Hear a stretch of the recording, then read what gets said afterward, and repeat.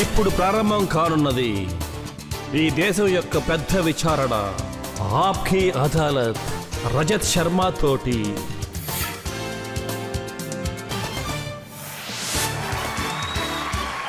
నమస్కారం. ఆప్కీ అదాలత్లో మీకు స్వాగతం. ఆప్కీ అదాలత్లో ఈరోజు ఒక అద్భుతమైన వ్యక్తిని మీకు పరిచయం చేయబోతున్నాం. దేశంలో అతి పెద్ద వాళ్ళంతా ఇతని మీదే దృష్టి ఉంచారు. సోనియా గాంధీ, రాహుల్ గాంధీ, శరద్ పవార్, ములాయం సింగ్ యాదవ్, మీరు ఏ లీడర్ పేరు చెప్పినా సరే వాళ్ళ దృష్టిలో ఈయన ఎప్పుడూ ఉంటారు. ఈ నాయకుడు ఇప్పుడు మీ దృష్టిలో ఉండబోతున్నాడు, ప్రజల దృష్టిలో ఉండబోతున్నాడు. Please welcome Bharatiya Janata party prime minister candidate, Gujarat ముఖ్యమంత్రి నరేంద్ర మోదీ.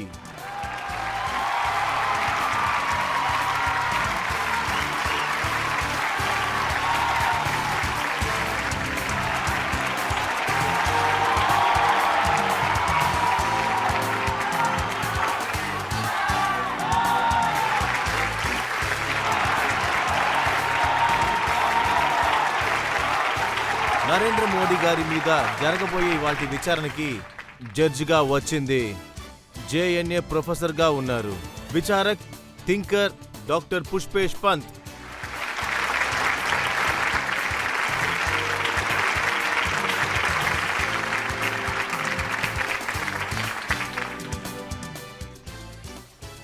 ఆప్కే అదాలత్లో ఇవాళటి విచారణ ప్రారంభించే ముందు మన జడ్జ్ డాక్టర్ పుష్పేష్ పంత్ అనుమతినివ్వాలి. ప్రారంభిద్దామా? మీరు విచారణ ప్రారంభించండి. విచారణ ప్రారంభం. ఆప్కే అదాలత్లో మొదటి ఆరోపణ మోదీ మీద. ఆప్కీ అదాలత్ని బీజేపీ యొక్క ముఖ్య ప్రధానమంత్రి అయిన నరేంద్ర మోడీ మీద ఉన్న ఆరోపణలు ఇతను పబ్లిసిటీ చేసుకుని తనకంటే ఒక స్థానాన్ని సంపాదించుకున్నారు. మోదీ సార్, దేశంలో పెద్ద పెద్ద లీడర్స్ ఉన్నారు. సోనియా గాంధీ, రాహుల్ గాంధీ, చిదంబరం సార్, శరద్ పవార్ సార్, అందరూ చాలా కంగారుగా ఉన్నారు. ఎక్కడికి వెళ్ళినా సరే వాళ్ళందరూ ఒక్క విషయాన్నే గ్రహిస్తున్నారు. ఒకే స్లోగనే వినపడుతుంది, నెక్స్ట్ టైం కూడా మోడీ ప్రభుత్వమే.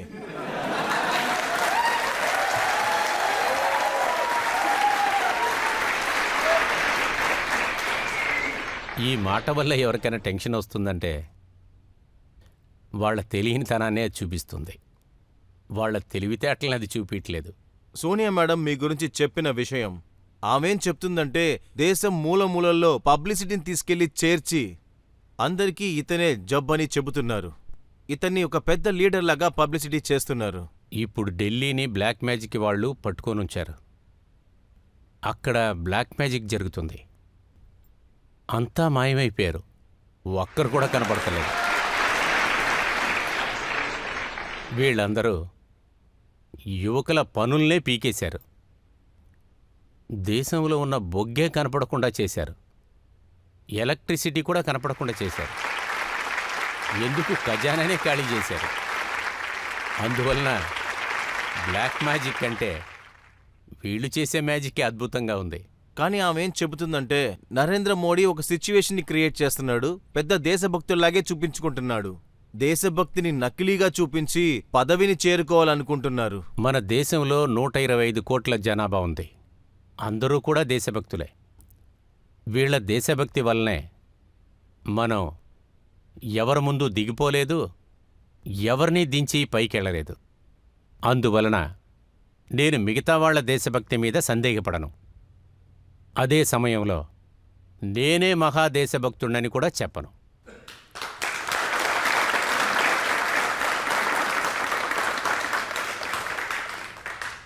రాహుల్ గాంధీ ఏమంటున్నారంటే బీజేపీని అంటున్నారు దేశానికి ఒక వాచ్మెన్ అవసరం అని.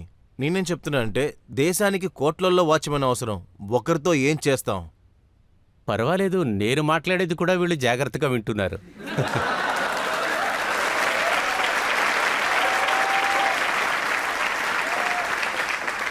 అందువల్ల నా గురించి వాళ్ళకి బాగా తెలుసు.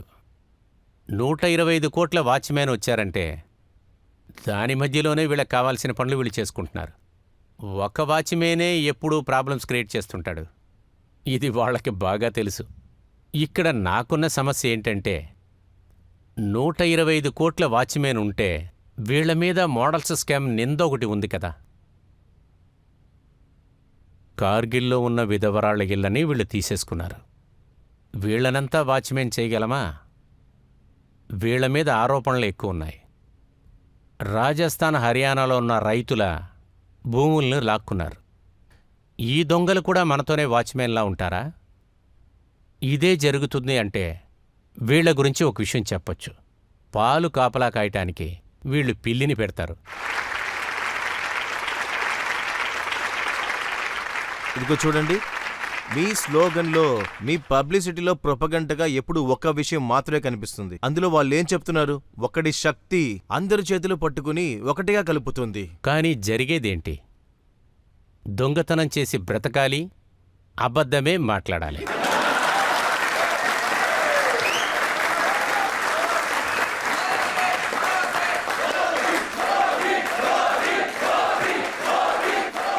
ఇదిగో చూడండి, ఇక్కడ ప్రజలు మోదీ మోదీని ఎలా అరుస్తున్నారు. ఎన్నో చోట్ల నేను నితీష్ సార్ స్పీచ్ విన్నాను. ఇదంతా ప్రచారం అని ఆయన చెప్తున్నారు. టీవీ ఆన్ చేస్తే మోదీ, రేడియో ఆన్ చేస్తే మోదీ ప్రభుత్వం, ఎఫ్ఎం ఆన్ చేస్తే చాలు ఈసారి మోడీ ప్రభుత్వమే, సమాచార పత్రాలు చూసినా మోదీ. వాళ్ళేమంటున్నారంటే మోదీ క్రియేట్ చేస్తున్నాడు కానీ అసలు ఏమీ లేదు అని. కేవలం తనే చెప్తున్నారు కానీ అసలేం లేదు. నేను ఎప్పుడూ ఎవరికి ఏది చెప్పను. ఇప్పుడు మీరే అరుస్తున్నారా లేక నేను అరుస్తున్నానా?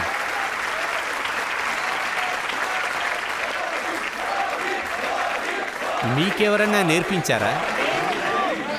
మీతో ఎవరైనా అనమని చెప్పారా? లేదు, మీరు ఆశపడేగా చెప్తున్నారు. దేశం కూడా ఇష్టపడేగా చెప్తుంది. దానివల్ల నా మాట వినొద్దు, నితీష్ కుమార్ది కూడా వినొద్దు. ప్రజల మాట వినండి.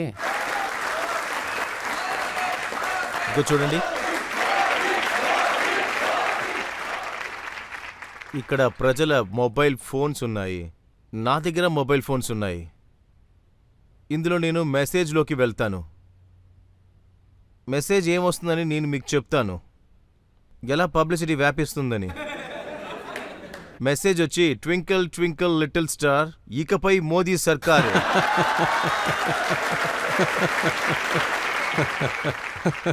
ఇంకో మెసేజ్ ఏంటంటే, రాహుల్ గాంధీ తిన్నాడు చాక్లెట్ బార్, మళ్ళీ వస్తుంది మోడీ సర్కార్.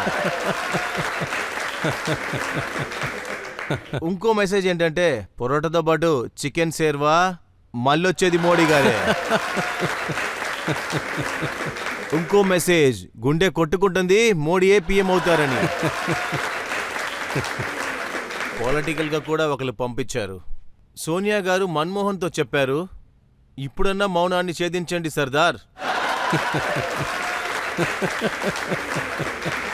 దానికి మన్మోహన్ చెప్పారు, మళ్ళీ మోదీ సర్కారే అని. ఇప్పుడే కాసేపు ముందు ఒక మెసేజ్ వచ్చింది, స్నేహితులారా అప్పుడప్పుడు దెబ్బలు తిని చావద్దు, మోడీని తీసుకురండి.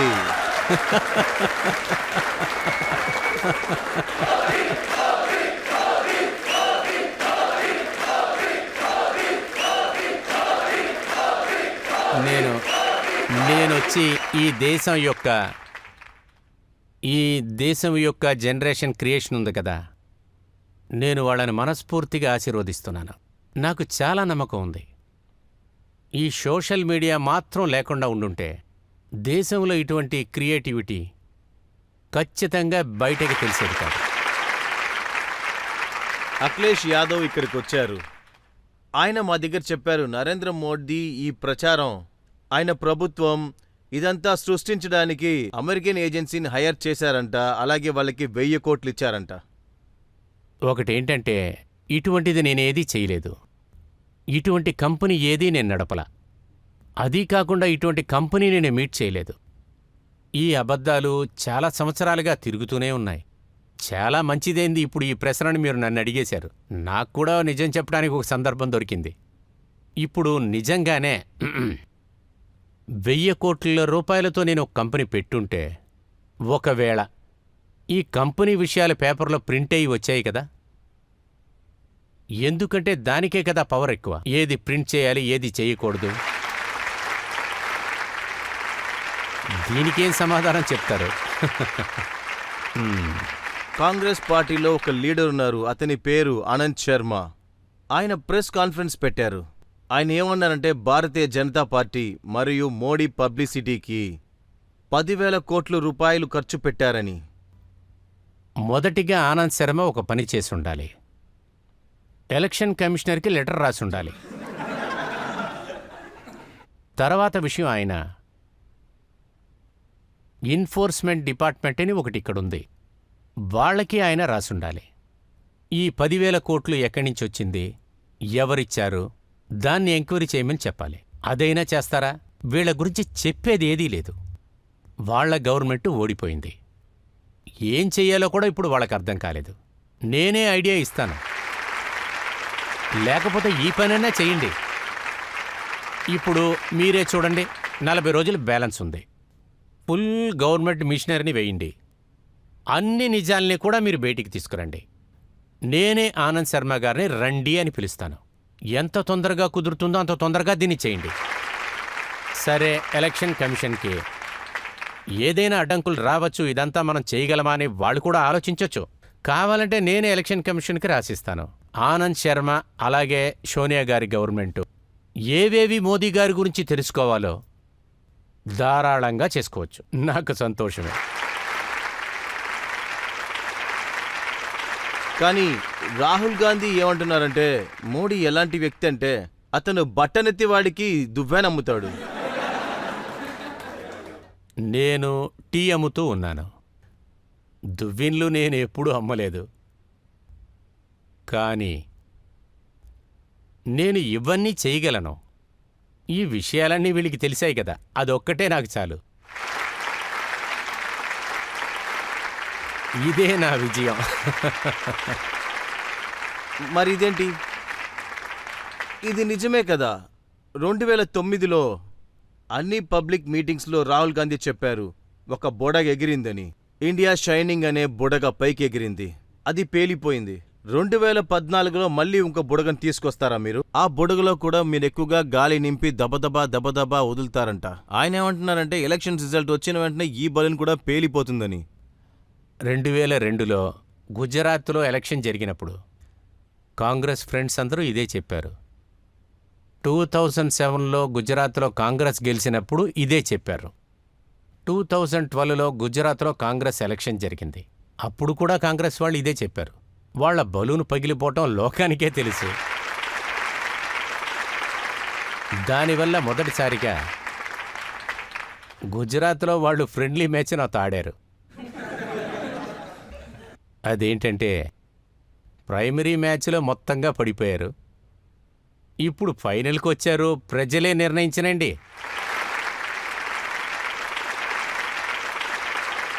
ఇదిగో చూడండి, సోనియా మేడం కమెంట్ నేను చూశాను. పబ్లిక్ మీటింగ్లో ఏం చెప్పిందంటే, వీళ్ళు ఎలా చూపిస్తున్నారంటే ఇప్పటి వరకు దేశంలో అసలు ఏం జరగలేదని, నరేంద్ర మోదీ వచ్చి రాత్రికి రాత్రి ఏదో చేసేస్తాడని. 21st సెంచురీని బట్టి చెప్పొచ్చు. మన దేశానికి ఒక అద్భుతమైన ఆపర్చునిటీ దొరికింది. అటల్ బిహారీ దేశాన్ని ఒక లెవెల్కి తీసుకొచ్చారు. లోకం మొత్తం ఒక నమ్మకంతో ఉన్నారు.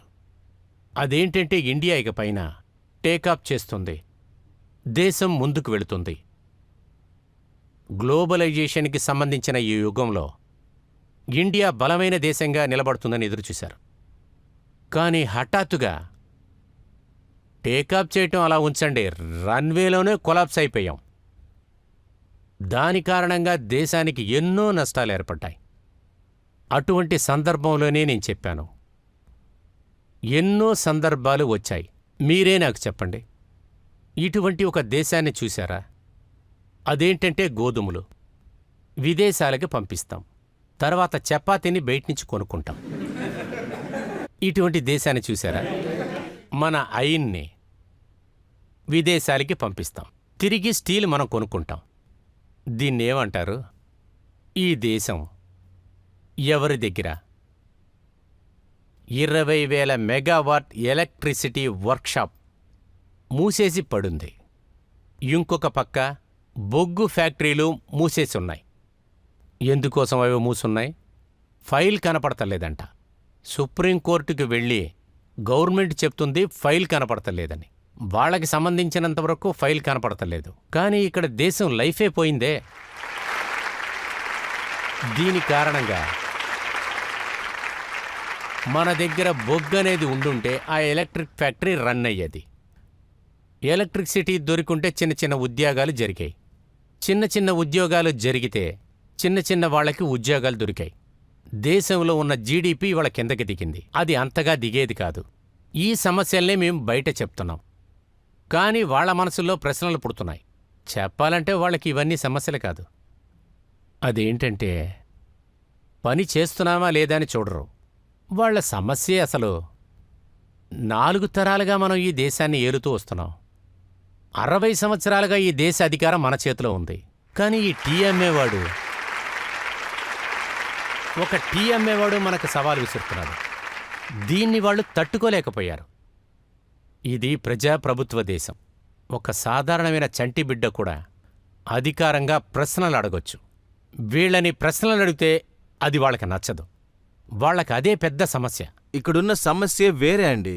ఒక టీ కొట్టువాడు ప్రధానమంత్రి అవడానికి ప్రయత్నిస్తున్నాడు. మొదటి విషయం ఏంటంటే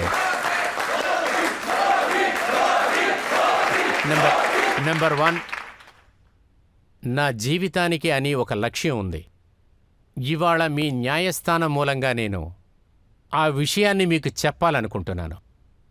నేను ఎటువంటి వాడినంటే నేనొచ్చి ఈ నిమిషం వరకు ఏదో పెద్దవాడిని అయిపోవాలనే కలలు కూడా కనలేదు. నేను కూడా ఈ దేశంలో యువకులకు చెప్తున్నాను, ఎప్పుడైనా సరే ఏదో అయిపోవాలని కలలు కనకండి. అలాగే కలలు కనాలని ఆశపడితే ఏదైనా జరిగేటట్టు కల కనండి. నేనొచ్చి ఏదో గొప్పవాణ్ణి అయిపోవాలనే కలలు కననేలేదు. నన్ను చూసుకుంటే నా గ్రామంలో చదువుకునే సందర్భం నాకు దొరికుంటే నేను స్కూల్ టీచర్గా అయినా పనికి వెళ్ళేవాణ్ణి. ఖచ్చితంగా మా అమ్మగారు దానికి స్వీట్ ఇచ్చేది. నా బ్యాక్గ్రౌండే వేరు. ఇది ఒక ప్రజాస్వామ్య దేశం. 125 కోట్ల జనాభా ఆశీర్వాదం ఉంది. అదే మనిషి తలరాతనే రాస్తుంది. డెమోక్రసీ కంట్రీలో ఎవడూ వాడ తలరాత వాడు రాసుకోలేడు. నీ తలరాతని నువ్వు రాసుకోలేవు. అది కాకుండా ఇప్పుడు ఒక విషయం చెప్తున్నాను. ఈ నిమిషంలో చెయ్యాలని ఎన్నో కలలున్నాయి. ఇదే అవ్వాలని నేను కలలు కననేలేదు.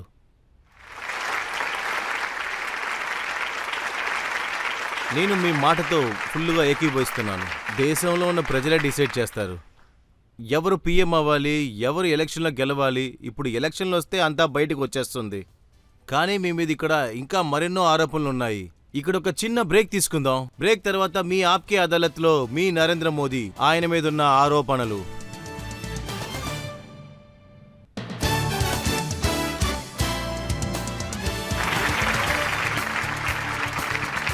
Welcome back. ఆప్కి అదాలత్లో ఈరోజు అతిథి భారత జనతా పార్టీ యొక్క పీఎం క్యాండిడేట్ గుజరాత్ ముఖ్యమంత్రి నరేంద్ర మోదీ. ఆప్కి అదాలత్ ని బీజేపీ యొక్క ముఖ్య ప్రధానమంత్రి అయిన నరేంద్ర మోడీ మీద ఉన్న ఆరోపణలు, ఇతను దేశాన్ని విభజించే పరిపాలనను చేస్తున్నారు. 12 సంవత్సరాలుగా ఈ ఆరోపణ మీ మీద ఉంది. చాలా పెద్ద రీసెర్చ్. కానీ ఇప్పుడు మీ మీద కొత్తగా కొన్ని ఆరోపణలు ఉన్నాయి. దాని గురించి అడుగుతాను. ఇప్పుడు రాహుల్ గాంధీ ఇవాళే చెప్పారు నరేంద్ర మోదీ పీఎం అవ్వాలని ఆశపడుతున్నారని. దానికోసం ఆయన ఏమైనా చేస్తారు. అతను అందరినీ విడదీస్తాడు, ఒకరిని ఒకరు కొట్టుకునేలా చేస్తాడు. ఈ విడదీసే పనులన్నీ ఉన్నాయి కదా, ఇది యూపీ నుంచి ఆయనే తీసుకొచ్చారు. వాళ్ళ పార్టీకి సంబంధించిన ఒక ఆయన అక్కడ ఎంపీగా ఉన్నారు. ఆ ముక్కలు చేయడం అంతా ఆయనే లేదు. చెప్పారు. ఆయన ఏం చెప్పాడంటే, ఇమ్రాన్ కురిషి ఏం చెప్పాడంటే నరేంద్ర మోడీ యూపీకి వస్తే ముక్కలుగా ఇదే నరికేస్తాడు. ముక్కలు అని చెప్పాడా? ఒకవేళ ఆయన చెప్పేది చూసే రాహుల్ కూడా చెప్పుంటాడనుకుంటా. కాంగ్రెస్ యొక్క చరిత్రను ఒకసారి చూడండి. ఇది ఈ భారతదేశమే డిసైడ్ చేయాలి. వాళ్ళ టేప్ రికార్డ్ని వినాలా, లేకపోతే వాళ్ళ ట్రాక్ రికార్డ్ వినాలా? ట్రాక్ రికార్డ్ ఏం చెప్తుందంటే, ఈ దేశంలో అన్నిటికంటే మొదట ఎవరికి అధికారం వచ్చింది? కాంగ్రెస్కు వచ్చింది. దేశాన్ని ఎవరు ముక్కలు చేశారు? వాళ్లేగా చేసింది. వందే మాతరం దాన్నెవరు ముక్కలు చేసింది?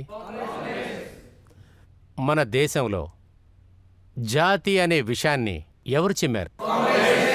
1887లో పోరాటం. ఈ దేశంలో హిందూ ముస్లింలు ఒకటిగా కలిసి పోరాడారు. స్వతంత్రం దొరికిన నెక్స్ట్ మినిట్ వీళ్ళని విడదీసి ఆనందించిందెవరు? దీన్ని తెలుసుకోవాలి. ఈ పాపాలన్నీ చేసిందే కాంగ్రెస్. ఇది మాత్రమే కాదు, చాలా హీనంగా వెళ్ళటం మొదలుపెట్టారు. దేశాన్ని ఎలా విడదీశారంటే 2 రోజులుగా ఆ డిబేటే జరుగుతుంది. ఈ మధ్య ఈ సోల్జర్స్ ఇంటర్వ్యూ అంతా నేను టీవీలో చూస్తున్నాను. వాళ్ల వేదన ఏంటో నాకు బాగా అర్థమవుతున్నాయి. ఇండియన్ గవర్నమెంట్ మొట్టమొదటిసారి మిలిటరీలో ఉన్నవాళ్ల దగ్గర ఒక విషయం అడిగారు, మీలో ఎంతమంది హిందూసు, ఎంతమంది ముస్లిమ్స్ అని. చెప్పాలంటే మనందరం అదృష్టవంతులం. మిలిటరీ అది చెప్పడానికి ఒప్పుకోలేదు. మిలిటరీలో అందరూ ఇండియన్సే. ఇక్కడ హిందూ ముస్లిమ్స్ అని విడదీసి చూడకూడదు. చెప్పకుండా దాశారు. కాంగ్రెస్ వాళ్ళు దీన్ని బాగా అర్థం చేసుకోవాలి. విడదీసి రాజకీయం చేసేదెవరు? దేశాన్ని ముక్కల ముక్కలు చేసిందెవరు? నేను చెప్తాను. ఎప్పుడైతే నేను గుజరాత్ వెళ్ళానో మొదటిసారిగా రాజకీయంలో పదజాలం మొదలైంది. దాన్ని ఎంతోమంది యూజ్ చేస్తున్నారు. నేను గుజరాత్లో ఒకే ఒక భాషే మాట్లాడతాను. విడదీసి ఎప్పుడూ మాట్లాడను. అక్కడ 5 కోట్ల మంది గుజరాతీలు ఉన్నారు. ఇప్పటికీ చూసుకుంటే మొత్తం ఇండియన్స్తో ఏ భాష మాట్లాడుతున్నానో అక్కడ అదే మాట్లాడతాను.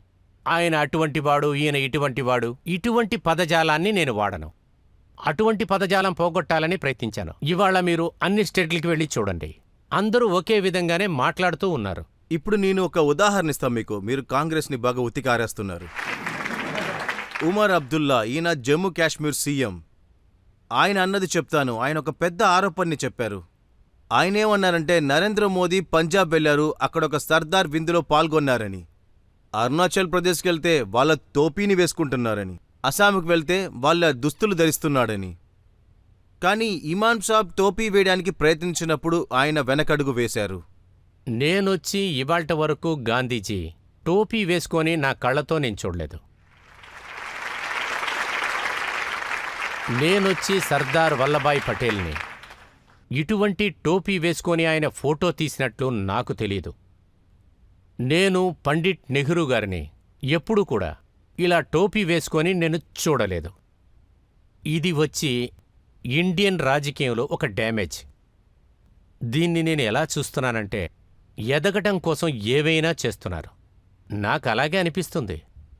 నా పనేంటంటే అందరికీ మనం మనస్ఫూర్తిగా మర్యాద ఇవ్వాలి. ప్రతి ఒక్కరి చరిత్రను కూడా మనం ఒప్పుకోవాలి. బట్ నాకని ఒక చరిత్ర ఉంది కదా, దాన్ని నేను వదిలిపెట్టను. నేను నా చరిత్రకి సంబంధించిన విధి ప్రకారమే నేను బ్రతుకుతున్నాను. మిగతా వాళ్ల పారంపర్యానికి కూడా మర్యాద ఇస్తున్నాను. అందువల్లనే నేను దీన్ని టోపీ వేసుకొని ఫోటో తీసుకొని ప్రజల్ని మోసం చేసే పనులు అంతా నేను చేయలేను. కానీ ఇంకొకడి టోపీని ఎవరైనా తీయాలనుకుంటే వాడికి ఖచ్చితంగా శిక్ష పడాలనే విషయంలో నేనున్నాను.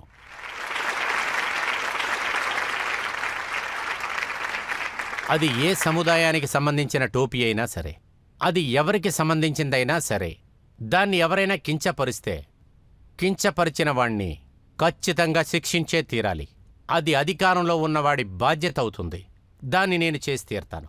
కానీ నితీష్ సార్ ఏమన్నారంటే ఎప్పుడైతే మీరు పబ్లిక్ లైఫ్ని అంగీకరిస్తారో అప్పుడు బొట్టు పెట్టుకోవాలి, టోపీ వేసుకోవాలి, మిగతా వాళ్ళ ఆలోచనల్ని మదించాలి. ఇలాగంతా చేస్తే వాళ్ళ ఆశయాలను కాపాడినట్లు ఆయన అనుకుంటున్నాడు. అది ఆయన ఉద్దేశం. నాకేమనిపిస్తుందంటే వాళ్ళ పిల్లలకి మంచి చదువు దొరకాలి, వాళ్ళ చేతిలో ఖురాన్ ఉందంటే వాళ్ళ చేతిలో కంప్యూటర్ కూడా ఉండాలి. ఇది నా ఉద్దేశం. ఆయన ఉద్దేశం అది అలా ఉండొచ్చు, కానీ నా ఉద్దేశం ఖచ్చితమైనది. కానీ ఇక్కడ చూడండి, మీ ఆలోచన, మీ మాటలు ఎలాంటి పరిస్థితి తీసుకొస్తుందో నేను ఒక ఉదాహరణ చూపిస్తాను. మిస్టర్ ఆదం ఖాన్ యూపీ గవర్నమెంట్లో మంత్రిగా ఉన్నారు. స్వతంత్రం దొరికి 60 సంవత్సరాల తర్వాత చూసినా కూడా మనం మనుషులుగా లేము, కుక్క పిల్లలుగా ఉన్నామని. ఎవడన్నాడో అది వాడు తప్పుగానే అన్నాడు. ఈ విధంగా చెప్పిందెవరు? ఇది మీరే చెప్పారు. నేను ఈ విధంగా ఆలోచించను, చెప్పను. చూడండి, మీరిచ్చిన ఒక ఇంటర్వ్యూ ఇప్పుడు నా దగ్గర ఉంది. ఆ ఇంటర్వ్యూలో మీరు అసలు ఏం చెప్పారంటే అది నేనే చెప్తాను. ఇందులో చూసారంటే ఇప్పుడు చూశారంటే హెడ్లైన్స్ లో వచ్చింది చూడండి. సరే, ఇదిగోండి, ఓకే. మనం మనుషులం కారు కింద కుక్క పిల్ల పడితే కూడా బాధపడతాం. ఆ, ఇందులో మన ప్రజలేం చెప్పలేదే. ఇప్పుడు మీరేగా చెప్పింది, అదే నేను రిపీట్ చేసింది. నేను మీకు నేను నేను మీకు మీకు- ఒక్క నిమిషం, నేనే హంతకుణ్ణి. నేను ఒక మాట అడుగుతాను, దాన్ని మళ్ళీ చదవండి. నేను మొత్తం చదువుతాను. పైనున్నదే ముందల చదవండి. పైన ఏముందంటే మనం మనుషులం, కుక్కలు కారు కిందకి వస్తే మనసు బాధపడుతుందని. మనం ఇది పైన ఇక్కడ- ఉంది. లేదు, నన్ను మొత్తం చదవనివ్వండి. సరే, చదవండి. మొత్తం చదవనివ్వండి. మీ దగ్గర అడిగిన ప్రశ్న 2002ను తలుచుకుని బాధపడుతున్నారా? దానికి మీరు చెప్పింది సుప్రీం కోర్ట్ ప్రపంచంలోనే అద్భుతమైన ఒక నీతి మంత్రంగా ఉందని, వాళ్ళ రిపోర్ట్ ప్రకారం నాకు ఒక క్లీన్ షీట్ దొరికిందని. దీన్ని దాటి ఒక విషయం ఉంది, అది ఇదే. ఎవరో ఒక వ్యక్తి కార్ తోలుతున్నారు, మనం వెనక కూర్చున్నాం. అప్పుడు ఒక చిన్న కుక్క పిల్ల టైర్కి మధ్యలో ఇరుక్కుంటే మనం బాధపడతామా బాధపడమా? ఖచ్చితంగా బాధపడతాం. నేను ఒక లీడర్ అయినా కూడా నేను ఒక మనిషినే. ఇప్పుడు మన దేశంలో ఇది మీరు కూడా ఒప్పుకుంటారు, ఒక చిన్న పక్షి చనిపోయినా మనం బాధపడుతున్నాం కదా. ఒక పక్షి చనిపోయినా మనం బాధపడుతున్నాం. ఇదేంటంటే మీ భావాలని బాధలని బయటకు తీసుకొచ్చే మాటలుగా ఉన్నాయి. దాన్ని మీరు తప్పుగా చూడకూడదు. నేను పక్షి అని మనిషిని చెప్పలేదు. దానివల్ల నాకేమనిపిస్తుంది, ఇటువంటి తప్పైన సమాచారం ఇచ్చే వాళ్ళకి సమస్యలున్నాయి. రెండోది, ఎవరైతే నా ఇంటర్వ్యూ తీశారో ఇండియాలో ఉన్న కొంతమంది మీడియా పీపుల్ దీన్ని పైకెత్తారు. ఈ ఇంటర్వ్యూ తీసిన అతను బయట దేశస్థుడైనా గాని దీన్ని ఎక్స్లో పెట్టాడు. మోడీ ఈ విధంగా చెప్పుండడు, ఆయన చెప్పింది తప్పు కాదు, ఇది తప్పుగా తీసుకుంటున్నారు. అదేంటంటే ఇంటర్వ్యూ తీసుకుంటున్న ఫారినర్ కూడా నా భావాలని సరిగ్గా అర్థం చేసుకున్నాడు. కానీ ఈ న్యూస్ ట్రైడర్స్ ఉన్నారే, నేను మీడియా గురించి ఇక్కడ చెప్పట్లేదు. ఇక్కడ మీడియా బాగున్నారు, అది మాత్రమే కాదు బాగా స్ట్రాంగ్గా ఉన్నారు. అందువల్ల మీడియాని ఎదిరించి నేను మాట్లాడినా. కానీ ఈ న్యూస్ ట్రైడర్స్ ఉన్నారే, వాళ్ళు సరుకు అమ్ముకోవాలంటే ఇవన్నీ చేసేగా తీరాలి, వేరే దారి లేదు. కానీ అజబ్ ఖాన్ ఇవాళ ఒక స్టేట్మెంట్ ఇచ్చారు, దాని గురించి చెప్తాను. ఆయన ఏమంటున్నారంటే, ఒక కుక్క పిల్ల టైర్ మధ్యలో ఇరుక్కుందంటే బాధ కలిగిస్తుంది, కానీ దానికి నువ్వు బాధపడాల్సిన అవసరం లేదు. పెద్దన్నయ్య గారు, కుక్కకి అన్నయ్య అయిన నరేంద్ర మోదీ గారు, మీరు బాధపడాల్సిన అవసరం లేదని. Thank you very much. ఎందుకంటున్నానంటే, విశ్వాసం అని తీసుకుంటే కుక్క కంటే వేరే ప్రాణి లేదు.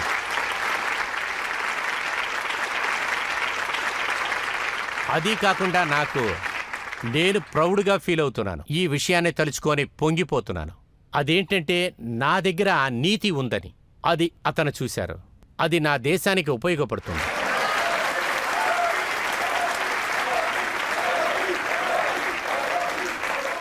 కానీ ఇందులో ఒక నిజం కూడా ఉంది. అంటే ఇండియా యొక్క ప్రథమ మంత్రి మన్మోహన్ సింగ్ గారు, ఆయన ఏం చెప్పారంటే, మోదీ ప్రథమ మంత్రి అవుతే ఈ దేశం మొత్తం నాశనం అయిపోతుందని.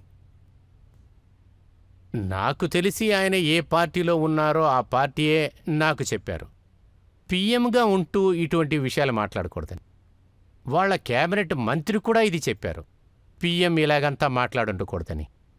నాకు తెలిసి దీని తర్వాత ఆయన మాట్లాడటం ఆపేశాడు. ఆయనే ప్రజలందరికీ గుర్తు తెచ్చాడు. అహ్మదాబాద్లో పట్టపగలే హత్యలు జరిగినాయి, అది కూడా మీ ప్రభుత్వంలోనే. ఆయన్ని పిఎం పోస్టులో కూర్చోబెడితే మీ దేశానికే నష్టమని. ఆయన ఇంకొక విషయం మర్చిపోయాడు అనుకుంటా. 2002 డిసెంబర్లో అక్షర్ధామ్ని అటాక్ చేశారు. గుడి లోపల ఎంతమంది చనిపోయారు. కానీ గుజరాత్ ప్రశాంతంగానే ఉంది. ఇంకొక విషయం కూడా ఆయనకి తెలిసుండాలి. గుజరాత్లో సీరియల్ బాంబ్ బ్లాస్ట్ జరిగింది, ఎంతోమంది చనిపోయారు, హాస్పిటల్లో కూడా చనిపోయారు. అప్పుడు కూడా గుజరాత్ ప్రశాంతంగానే ఉంది. దానితో గుజరాత్లో క్రికెట్ జరిగేటప్పుడు గొడవలు జరుగుతాయి. ఇదే గుజరాత్లో గాలిపటం వదిలేటప్పుడు కూడా గొడవలు జరుగుతాయి. అటువంటి గుజరాత్ ఇవాళ 12 సంవత్సరాలు అవుతుంది. కర్ఫ్యూ అని ఒక విషయం చెప్తూ ఉంటారు కదా, అదేంటనేది కూడా తెలియదు. ఎస్, అటువంటి ప్రశాంతత. దానితో పాటు ఇవాళ మీరు చూసుకుంటే గుజరాత్ ముందుకి ఎక్కడికో వెళుతుంది. దీనికి కారణం గుజరాతులో ఉంటున్న ప్రశాంతత, గుజరాత్ ఐక్యత, గుజరాత్ పడే కష్టం, గుజరాత్ వాళ్ళు కలిసి ఉండే విధానం, దాన్నే మనం మనస్ఫూర్తిగా పూజించాలి. ఆ ఆధారంతోనే గుజరాత్ ముందుకు వెళుతుంది. మన దేశం కూడా అలా ముందుకు వెళ్ళాలంటే అప్పుడు ప్రశాంతత, కలిసి ఉండటం, స్నేహం, మంచి భావన, ఇటువంటి వాటికి ముఖ్యత్వం ఇవ్వటం మొదలు పెడితే దేశం ఖచ్చితంగా దూసుకు వెళుతుంది. కాకపోతే ఇదంతా ఒక ఏజెంట్ లాగా పనిచేయాలి. మీరు చెప్పిన విషయాన్ని నేను అంగీకరిస్తున్నాను. మిగతా వాళ్ళు కూడా దాన్ని అంగీకరిస్తారు, ఎందుకంటే 12 సంవత్సరాలుగా అక్కడ ఏ గొడవ జరగలేదు. కానీ యూపీ సీఎం అఖిలేష్ యాదవ్ ఇక్కడికి వచ్చినప్పుడు ముసాఫర్ నగరంలో జరిగిన విధ్వంసానికంతా మీరే కారణమని చెప్పారు. అసలు ఆయనకి రాత్రుల పూట నిద్ర అనేది వస్తుందో లేదో నాకు తెలియట్లేదు. ఎందుకంటే ఆయన ఎప్పుడూ టెన్షన్లోనే ఉంటాడు. నేను 5-6 సార్లు యూపీకి వెళ్ళాను. ఆయన కష్టాలేంటో నాకు తెలుసు. అందువలన ఆయనకి డే టైంలోనూ మోడీ జ్ఞాపకం వస్తున్నాడు, రాత్రిపూట కూడా మోడీ జ్ఞాపకం వస్తున్నాడు. సింహం గురించి మాట్లాడేటప్పుడు కళ్ళల్లో మోదీని చూస్తున్నాడు. ఆయన ల్యాప్టాప్ గురించి మాట్లాడినా కూడా మోడీయే గుర్తుకొస్తున్నాడు. ఆయనకి ప్రతి చోట మోడీయే కనపడుతున్నాడంటే ఏం చేయాలి? అది ఆయనకున్న సమస్య. ఇక్కడున్న ప్రజలు ఎవరైనా మీరు ప్రశ్నించాలనుకుంటున్నారా? సార్ ఒక్కొక్కరు. సార్, నేను మీ దగ్గర నుంచి తెలుసుకోవాలని ఆశపడేది, మీ గవర్నమెంట్ వచ్చిందంటే మన దేశంలో ఉన్న చర్చిలన్నీ డివైడ్ అవ్వని మన క్రిస్టియన్ బ్రదర్స్కి మీరు మాటిస్తారా? ఇలా జరిగింది లేదు, ఇలాంటిది వినింది లేదు. ఇదంతా జరగదా సార్? ఇటువంటి నేనెప్పుడు వినను కూడా లేదు. అదేంటంటే లేదు, అదొచ్చి ఒక నమ్మకాన్ని ఎదురు చూస్తున్నారు వాళ్ళ నేను వాళ్ళ మనసులో. సేఫ్టీనే నేను చెప్తాను కోరుకుంటున్నాను సార్. ఇటువంటి విషయం అనేది నేనెప్పుడు వినను లేదు. నెంబర్ 1. నెంబర్ 2, గుజరాత్ లోపల చాలా తక్కువైన పాపులేషన్ అని చెప్పచ్చు. మైక్రో మైనారిటీ ఉన్నారు, పార్సీస్. ఆ పార్సీ వాళ్ల గుడి ఉద్వాలో ఉంది. మా గవర్నమెంట్ వచ్చిన తర్వాత ఆ గుడిని గ్లోబలీ చెప్పాలంటే ఇది రిలీజియస్ హార్మనీకి ఓల్డ్ క్యాపిటల్గా కూడా తయారవ్వచ్చు. అలా తయారవటానికి ప్రయత్నిస్తున్నాను. పార్సీకి సంబంధించిన చోటు. అందువలనే చెప్తున్నాను, ఇండియన్ బ్లడ్లోనే కాదు, ఇండియా ఒక చరిత్రను చదివి చూడండి. ఎప్పుడు చేతిలో ఖడ్గాన్ని పెట్టుకొని ఏ ధర్మాన్ని కూడా నాశనం చేసింది లేదు.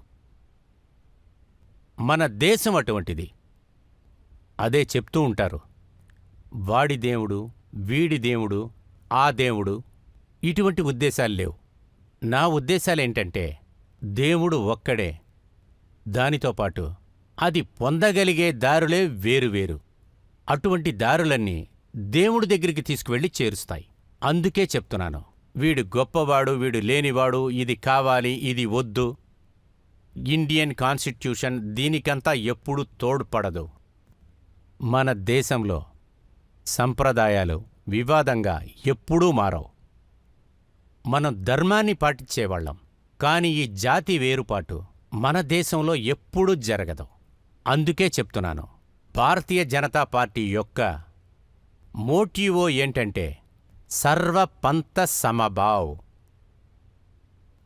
అందరినీ ఒకటిగా కలపాలి, ఒకే విధంగా ట్రీట్ చేయాలి. అందువలన నేను ఈ దేశంలో ప్రతి సిటిజన్కి చెప్తున్నాను, మీరు ధైర్యంగా ఉండండి. జాతి అనే విషం, మతం అనే దెయ్యం మన దేశాన్ని ముందుకు వెళ్ళనీయకుండా ఆపుతుంది. దీన్ని మనం జరగనివ్వకూడదు. మోదీ సార్, మీరొచ్చి క్రిస్టియన్స్కి, పార్సియన్స్కి నమ్మకాన్ని ఇచ్చేశారు. మరి మన దేశంలో ఉన్న ముస్లిమ్స్ కూడా నమ్మకాన్ని ఇస్తారా మీరు? ఈ దేశంలో వాళ్ళు ఎవరైనా సరే, ఈ భారతమాత యొక్క ప్రతి బిడ్డకి నాకు దొరికే ప్రతి అధికారం వాళ్ళకి దొరుకుతుంది. ఎవరికి మిమ్మల్ని చూసి భయపడాల్సిన అవసరం లేదు కదా? కొంతమంది వణికే తీరాలండి. దేశాన్ని దోచుకునేవాళ్ళు వాళ్ళు వణికే తీరాలి. అన్యాయం అనేది చేసేవాళ్ళు వణికి తీరాల్సిందే. ఇది చెప్పటానికి నేను భయపడను.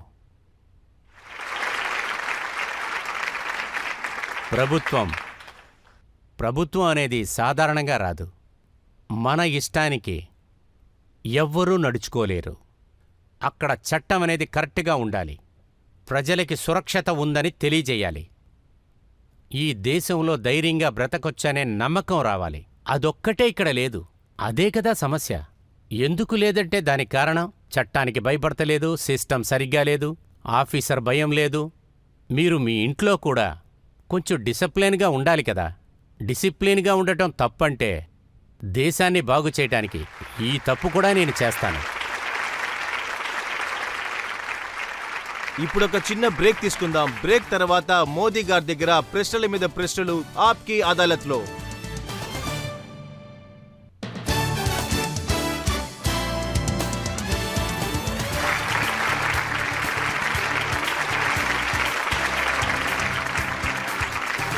Welcome back. ఆప్కి అదాలత్లో ఈ రోజు అతిథి నరేంద్ర మోడీ గారి నుంచి ఎన్నో ప్రశ్నలు, ఎన్నో సమాధానాలు చూస్తూ ఉండండి.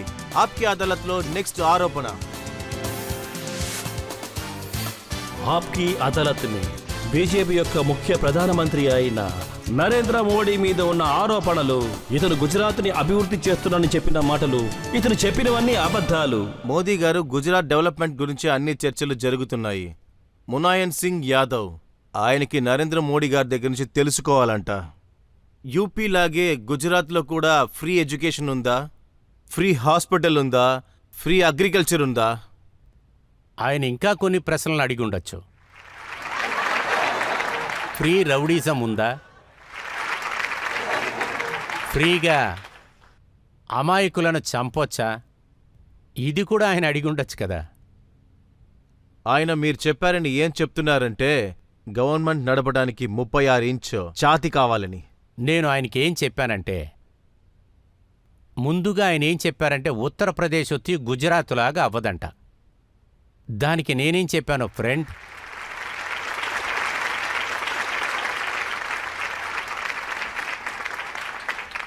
గుజరాత్ని పాలించాలంటే మీ గుండె 36 ఇంచులు ఉండాలన్నాను. దాని తర్వాత నేను చెప్పిన మాట, గుజరాత్ని తయారు చేయటం అంటే 24 గంటలు 365 రోజులు ఎలక్ట్రిసిటీ. గుజరాత్ని తయారు చేయాలి అంటే ఈ గుజరాత్లో ఎంతోమంది ఇళ్లల్లో కుళాయిల ద్వారా తాగే నీరు. గుజరాత్ని మనం తయారు చేయాలంటే 99% గ్రామాలలో ఖచ్చితమైన రోడ్లు. ఇదే గుజరాత్. నేను చెప్పాను ఫ్రెండ్, ఇదంతా నీ వల్ల కుదరదు అని.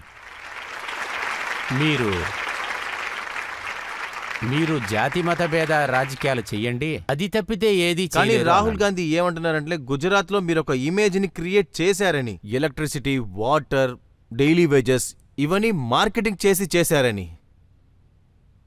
సరేనండి, అలాగే ఉన్నాయండి.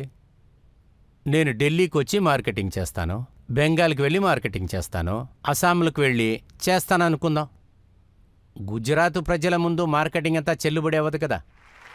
ఎందుకంటే వాళ్ళ కళ్ళుతో వాళ్ళు చూస్తూ ఉన్నారు. నేను వాళ్ళ దగ్గరికి వెళ్ళి నేను రోడ్డు వేశాను, కానీ అక్కడ రోడ్డు లేదంటే వాళ్ళొచ్చి నాకు ఓటు వేస్తారా? వెయ్యరు కదా. నేను వాళ్ళ దగ్గరికి వెళ్ళి నేను వ్యవసాయం చేశాను, ఇలా చూడరా వీడు అబద్ధాలు చెప్తున్నాడని వెంటనే వాళ్ళు చెప్తారు. అందువలన ఇవన్నీ జరగకుండా ఉండుంటే 2002లో మోడీ వచ్చేవాడు కాదు, 2005లో వచ్చేవాడు కాదు, 2007లో వచ్చేవాడు కాదు, 2004 పార్లమెంట్లో వచ్చేవాళ్ళం కాదు, 2004 పార్లమెంట్లో కూడా వచ్చేవాళ్ళం కాదు. ఒక్క ఎలక్షన్ కూడా మేం ఓడిపోవట్లేదు. అది మాత్రమే కాదు, డెవలప్మెంట్ పేరు చెప్పుకొని నిలబడింది గుజరాత్లో మాత్రమే ఉంది. ఇవాళ దేశంలో ఇప్పుడు కూడా చెప్తున్నాను, మేము డెవలప్మెంట్ని చూపిస్తూనే ఎలక్షన్లో గెలుస్తూ ఉన్నాం. మిగతా పార్టీలు పరిగెడుతూ ఉన్నాయి. డెవలప్మెంట్ పేరు చెప్పి ఓటడిగే ధైర్యం వాళ్ళకి లేదు.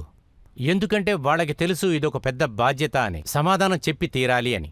ఇలా చూడండి, నేను 2001లో గుజరాత్కి వెళ్ళినప్పుడు ప్రజలు నన్ను కలుసుకుంటానికి వచ్చారు. నేను చాలా సంవత్సరాల తర్వాతే గుజరాత్కి వెళ్ళాను. చెప్పాలంటే నాకు అక్కడ ఎవరూ లేరు. సీఎం అవటానికి ముందు ఆ ఛాంబర్ను కూడా నేను అసలు చూసింది లేదు. ఎమ్మెల్యే కూడా అవ్వలేదు. నేను స్కూల్ టీచర్ ఎలక్షన్లో కూడా నేను నిలబడలేదు. నేను చెప్పటానికి ఏదీ లేదు. నేను కొత్తగా నేర్చుకుంటున్నాను. ప్రజలు కూడా నన్ను చూడటానికి వస్తారు. మోదీజీ మీరు చెయ్యండి, చెయ్యకపోండి, కానీ కొంచెమైనా రాత్రి భోంచేసేటప్పుడు కరెంటులా ఆ ఒక్కటైనా చెయ్యండి అని అంటారు. ఇది ఎందుకు చెప్తున్నానంటే అప్పుడు గుజరాత్లో రాత్రిపూట భోంచేసేటప్పుడు కూడా ఎలక్ట్రిసిటీ ఉండేది కాదు. ఇవాళ 24 గంటలు 365 రోజులు అక్కడ కరెంట్ ఉంది. ఈ విషయం ఇదంతా మార్కెటింగ్ వలన చెయ్యలేం. వాడింట్లో బటన్ కొడితే లైట్ వెలుగుతుందంటే మోదీ పనిచేస్తున్నాడు అంటాడు. కానీ ఇది కూడా నిజమే కదా, గుజరాత్ ప్రమోషన్స్ కోసం, అడ్వర్టైజ్మెంట్ కోసం అమితాబ్ బచ్చన్ని మీరు తీసుకొచ్చారనేది. ఇదేదో కరెక్టే.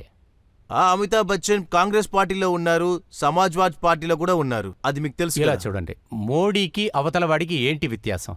ఇదే వ్యత్యాసం. ఆయన ములాయం సింగ్కి చాలా దగ్గరవాడు. ఆయన కూడా యూపీకి సంబంధించినవాడు. యూపీ మీద ఆయనకి చాలా ప్రేమ ఉంది. కానీ ములాయం సింగ్ ఆయనకి ఏం పని ఇచ్చారు? కవిత చెప్పాడు, యూపీ గ్రేటు, మిగతాదంతా వేస్టు. ఆయనే వేస్ట్ అయిపోయాడు. మనం అమితాబ్ బచ్చన్ని ఎలా యూజ్ చేసుకోవాలి, దానికి బుర్ర ఉండాలి. నేను ఎలాగ ఉపయోగించాను? నేను గుజరాత్ యొక్క గొప్పతనాన్ని చెప్పాను. ఆయన గుజరాత్ గవర్నమెంట్ని గొప్పగా చెప్పాడు. ఆయన ఎడారుల గురించి చెప్పాడు. ఆయన యాంటీగ్రాఫ్ గురించి మాట్లాడాడు. అక్కడున్న జీవిత విధానం గురించి చెప్పాడు. దానితో పాటు ఇటువంటి ఉద్దేశం ఒకటి నా దగ్గర ఉన్నప్పుడు అదే కదా నా ఉద్యోగం అవుతుంది. అందువలనే అమితాబ్ బచ్చన్ని సరిగ్గా ఉపయోగించాను. లేకపోతే నేను కూడా ఆయన పక్కన నుంచే ఒక ఫోటో తీసుకోవచ్చు కదా, దాన్ని రాజకీయం చేయొచ్చు. కానీ నేను చేయలేదు. నా గుజరాత్ యొక్క బాగు కోసం అమితాబ్ బచ్చన్ని పెట్టి ఏం చేయగలమో ఆ ఒక్కటే నేను చేశాను. దానితో ఇవాళ వరకు దాదాపుగా 4-5 సంవత్సరాలుగా నాతోనే ఉంటున్నారు. ఇవాళ వరకు మీరు చూడొచ్చు, గుజరాత్కి తగిన స్టేట్మెంట్ ఆయన ఇచ్చుండడు. అది కాకుండా నేను కూడా రాజకీయం కోసం ఆయన పేరు యూజ్ చేయలేదు. మేము రిలేషన్షిప్ బ్యాలెన్స్గా ఉంచుకున్నాం. ఇంకొక విషయం కూడా ఉంది, ఇది నేను అందరికీ చెప్పాలని ఆశపడుతున్నాను. నేనొచ్చి ఈ ప్రపోజల్ని ఆయనకి చెప్పినప్పుడు గుజరాత్ టూరిజాన్ని ప్రపోజ్ చేయాలి, దానికి హెల్ప్ చేయమని చెప్పాను. ఆయన అన్నారు, మోదీ సార్, నా గొంతు, నా మొహాన్ని కూడా నేను మీకు ఇస్తాను, మీరు దాన్ని ఉపయోగించుకోండి. దాని తర్వాత మా ఆఫీసర్లు ఆయనతో మాట్లాడారు. ఆయన చెప్పారు, మోడీ గారికి నేను మాటిచ్చాను, ఒక్క నయా పైసా తీసుకోను అని. మీకు ఒక విషయం తెలుసా? ఆయన ఒక్క నయా పైసా తీసుకోడు. గుజరాత్కి సంబంధించిన టూరిజం పనులని అమితాబ్ బచ్చన్ గారు చూసుకుంటున్నారు. కానీ ఆయన ఒక్క నయా పైసా తీసుకున్నదే లేదు. ఈ ఒక్క విషయం కోసమే ఆయనకి మనస్ఫూర్తిగా కృతజ్ఞతలు చెప్తున్నాను.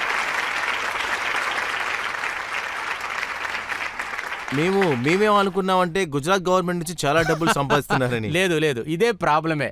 ఇలా చూడండి, ఒక్క విషయాన్ని తెలుసుకోండి. నేను అహ్మదాబాద్కి చెందినవాణ్ణి. ఈ అహ్మదాబాద్ ప్రజలనంతా ఎలా చూస్తారంటే, మేము సింగిల్ ఫేర్లో డబుల్ జర్నీ చేసేవాళ్ళం. మేము అంత తొందరగా ఎవరికీ డబ్బు తీసి ఇచ్చేయం. సో ఇది ఏంటంటే మా యొక్క గుణం. సో అదే సమయంలో అమితాబ్ బచ్చన్ గారు అయితే మీరు ఇండస్ట్రియలిస్ట్ అంతా చాలా చీప్ గా ల్యాండ్స్ ఇస్తున్నారని అందరూ చెప్తున్నారు కదా, దాని గురించి చెప్పండి. టాటాకి ఇచ్చారు, అదానికి ఇచ్చారు, అంబానీకి ఇచ్చారు. ఇటువంటి తప్పులన్నీ రాజకీయం కోసం చెప్పబడినవి. కాంగ్రెస్ స్నేహితులనే వాళ్ళు ఉన్నారు కదా, అదే 10,000 కోట్ల గురించి ఒకటి చెప్పారే, దీని మీద కూడా నింద వేస్తారు. నేను అడుగుతున్నాను, ఇండియన్ గవర్నమెంట్ ఏదన్నా నిద్రపోతుందా అని? ఒక సీఎం ఇటువంటి అయోగ్యతనాలు చేస్తే అతని ఊరికే వదిలేస్తారా అని? ఒక స్టేటు ఇటువంటి తప్పులు చెయ్యొచ్చా? ఎలాగ చెయ్యగలం? దీన్ని బట్టి మీకేం తెలుస్తుంది? ఏం తెలుస్తుందో చెప్పండి. వీళ్ళకి దొంగతనాలు చేయడం కూడా తెలియదు. నెక్స్ట్, గుజరాత్ స్టేట్కి సంబంధించిన సుప్రీంకోర్టు ప్రమాదమైన రిమార్క్ అని ఒకటిచ్చారు. సుప్రీంకోర్టే చెప్పారు, భూమిని ఇచ్చే విషయం కానివ్వండి, భూమిని వాడుకునే విషయం అయినా కానివ్వండి, గుజరాత్ యొక్క పాలసీ ఉన్నతంగా ఉంది. దేశంలో మిగతా స్టేట్లు ఈ మోడల్ని చూసి నేర్చుకోవాలి. ఇది సుప్రీంకోర్టు చెప్పిందే. ఇంకొకటి, మూడో విషయం, ఇప్పుడు చెప్తున్నారా ఈ నేనోకి పొలం ఇచ్చానని.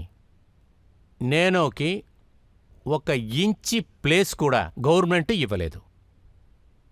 1 ఇంచి భూమి వ్యవసాయాల దగ్గర నుంచి తీసివ్వలేదు.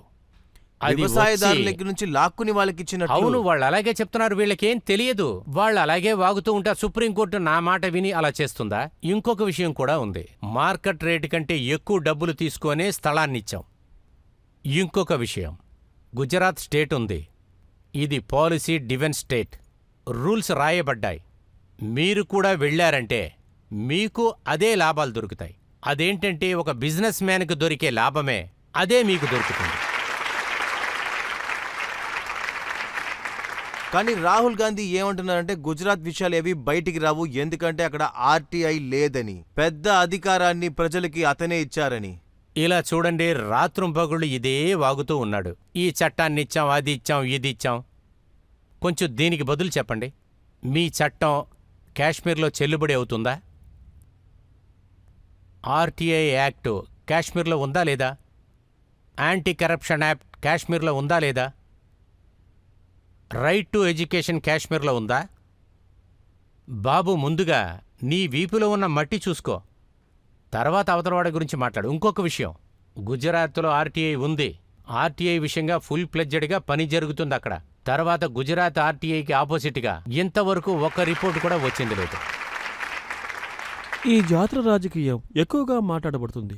వీటిలోనే ఉంటే మన దేశం అభివృద్ధి చెందడం, దేశం ఖచ్చితంగా బాగుపడదండి.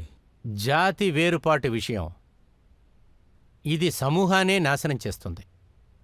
మీ జాతిని తలుచుకొని మీరు ఫీల్ అవ్వచ్చు, అది తప్పులేదు. అది మీకు బలాన్నిస్తుంది. కానీ అవతలవాణ్ణి విడదీసి చూడటం అది చాలా తప్పనిపిస్తుంది. దానివల్ల ఎవరికీ మంచి జరగదు. మనమే ఇందులోంచి మన దేశాన్ని కాపాడుకోవాలి. కానీ మీరు విషాన్ని విరజల్లుతున్నారని సోనియా గాంధీ చెప్తున్నారు. ఇలా చూడండి, జైపూర్లో దాదాపుగా జూన్ జూలై నెలల్లో, లాస్ట్ జూన్ జూలైలో కాంగ్రెస్ పార్టీ యొక్క సెషన్ జరిగింది. అందులో రాహుల్ గాంధీకి పదవి ఇస్తాననుకున్నారు. నాకు తెలిసి ఆ ప్రెసిడెంట్ పోస్ట్ కోసమే. అందువలన దేశం మొత్తం కోలాహలంగానే ఉంది. ఆ రోజు రాహుల్ గాంధీ ఒక స్పీచ్ ఇచ్చాడు. మీ దగ్గర క్లిప్పింగ్ ఏదైనా ఉంటే వాళ్ళకి చూపించండి. ఆ రోజు ఆయన చెప్తున్నాడు, నేను తెల్లారుజానే తొందరగా లెగిసి మా మమ్మీ రూంలోకి వెళ్ళాను. మమ్మీ కళ్ళల్లో కన్నీరు చూశాను. తర్వాత మమ్మీ చెప్పింది, బాబూ, పవర్ ఈజ్ పాయిజన్. పదవి అనేది విషం లాంటిది. ఆయన అలాగే పబ్లిక్లో చెప్పేశాడు. ఇప్పుడు మీరే నాకు చెప్పండి, ఎక్కువ పవర్లో ఎవరు ఉండేవారు? అప్పుడు ఎక్కువగా విషం తాగిందెవరు? ఎవరి పొట్టలో ఎక్కువగా విషం ఉంది? అప్పుడు ఎక్కువగా విషం ఎవరు కక్కుతారు? అప్పుడు నేనేం చేయాలి?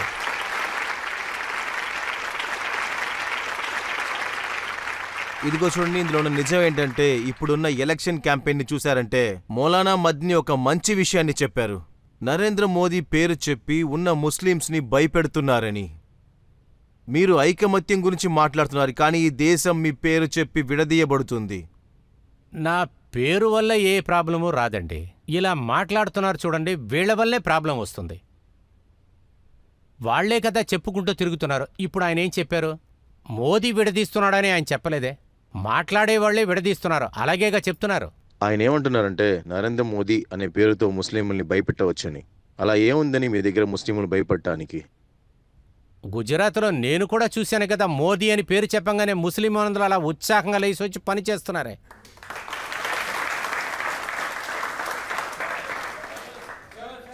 ఆగండి ఆగండి ఆగండి, అందరికీ ఖచ్చితంగా అవకాశం ఉంటుంది. సార్, అందరూ నా అడగచ్చు. ప్రశ్న ఏంటంటే, మీరు అమెరికా వెళ్లకుండా ఉండటానికి అడ్డుకున్నారంట.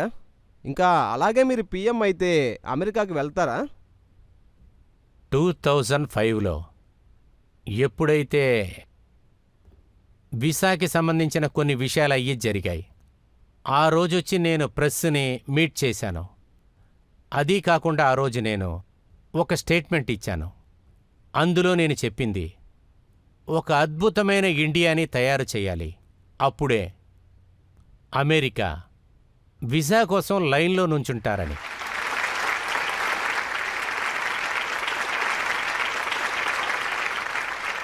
అమెరికాలో ఉండే మిస్టర్ పాల్ మిమ్మల్ని కలవడానికి వచ్చినప్పుడు మీరు వారిని ఒక దారి చేస్తారంట కదా. ఏది కరెక్టో అది మీరే కనిపెట్టండి. ఈ పనులు మీరు బాగా చేస్తారు కదా. ఇప్పుడు ఒక చిన్న బ్రేక్ తీసుకుందాం. బ్రేక్ తర్వాత నరేంద్ర మోదీ గారి దగ్గర ఎన్నో ప్రశ్నలు మీ ఆప్కి అదాలత్లో.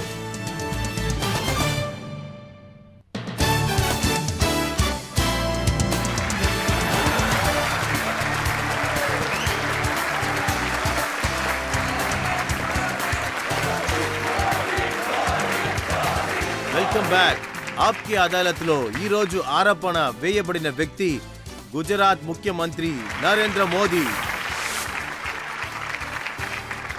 ఆప్కి అదాలత్ని బీజేపీ యొక్క ముఖ్య ప్రధానమంత్రి అయిన నరేంద్ర మోడీ మీద ఉన్న ఆరోపణలు ఇతను బీజేపీ పార్టీని ఇతను ఒంటరిగా ఉండి పరిపాలిస్తున్నాడని చెప్తున్నాడు.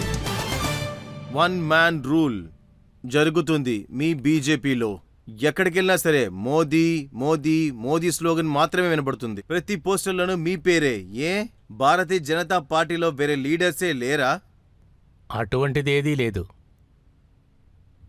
భారతీయ జనతా పార్టీ ఎంతో పెద్ద ఆర్గనైజేషన్. దానికని రూల్స్ అండ్ రెగ్యులేషన్స్ ఉన్నాయి. ఆర్గనైజేషన్ సెటప్ ఉంది. ఎన్నెన్నో గ్యాలక్సీ ఆఫ్ లీడర్స్, ఒకళ్ళని మించిన వాళ్ళు ఒకళ్ళు. ఇటువంటి చాలా మంచి టీం ఉంది. కొన్నిసార్లు మేము అటల్జీ గారి నాయకత్వంతో ఎలక్షన్కి వెళ్తాం. అప్పుడు అటల్జీ గారి గురించే మాట్లాడతారు. దాని తర్వాత అడ్వానీ, ఆయన కూడా ఎలక్షన్లో నిలబడ్డాడు, ఆయన గురించి మాట్లాడాం. దాని తర్వాత ఈ పని నాకు దొరికింది. పార్టీ ఈ తీర్మానం తీసింది. నా పని నేను చేస్తున్నా, ఎందుకంటే చేసి తీరాలి కదా. ఒక వర్కర్ అనే పేరు మీద ఇక్కడైతే ఏం జరుగుతుందో దానికి నేనేమైతే చెయ్యాలో అది చేస్తున్నాను. మేమందరం ఒక టీం, చాలా పెద్ద టీం.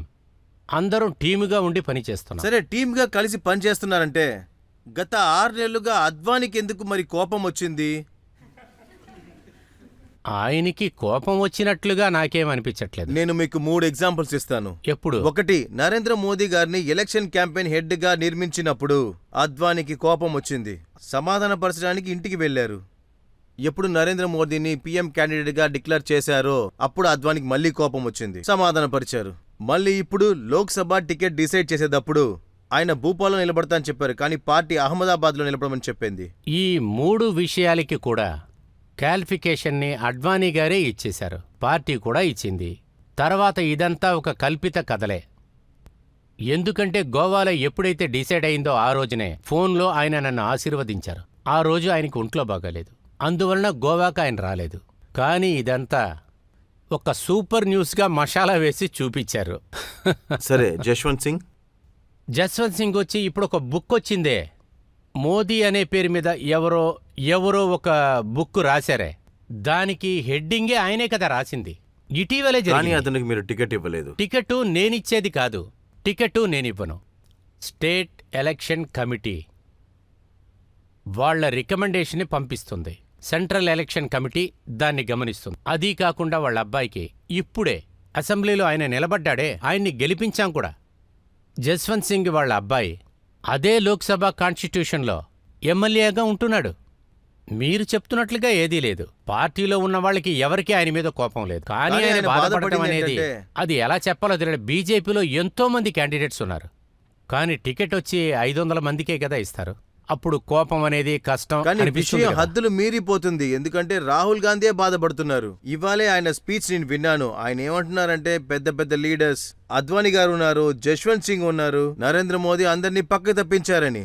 మొదటి విషయం ఏంటంటే వీళ్ళందరూ ఉన్నారు కదా, వీళ్ళందరూ మోడీ చెయ్యి పట్టుకొని వాడికి అంతా నేర్పించారు. అలాగే ఇవాళ వీళ్ళందరి కాళ్ల దగ్గర నేను కూర్చొని జీవితం గురించి ఎన్నో విషయాల్ని నేను నేర్చుకుంటున్నాను. ఇక్కడ మాట్లాడే వాళ్ళకి భారతీయ జనతా పార్టీ చరిత్ర అనేదే తెలీదు. భారతీయ జనతా పార్టీ ఎలా పనిచేస్తుందో కూడా తెలీదు. వీళ్ళందరూ ఎందుకు ఇటువంటి నిందలు వేస్తున్నారంటే వాళ్ళ దగ్గరే చూడండి, సీతారాం కేసరి పరిస్థితి ఏమైంది. ఆయన్ని అలాగే ఆయన్ని ఆఫీస్లోంచి ఎత్తి ఫుట్పాత్ మీద పెట్టేశారు. ఆల్ ఇండియా కాంగ్రెస్ ప్రెసిడెంట్ ఆయన సోనియా మేడం గారిని కూర్చోపెట్టాలి. అక్కడ ఇదంతా సహజంగా జరుగుతుంది, ఎందుకంటే చిన్న వయసు నుంచి చూస్తున్నారు.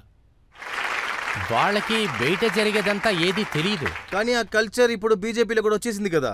ముఖ్తార్ అబ్బాస్ నఖ్వీ కూడా ట్వీట్ చేశాడు కదా, సాబిర్ అలీ పార్టీకి వచ్చేశాడు, ఇప్పుడు దావూద్ ఇబ్రహం ఎంట్రీ ఇస్తాడని.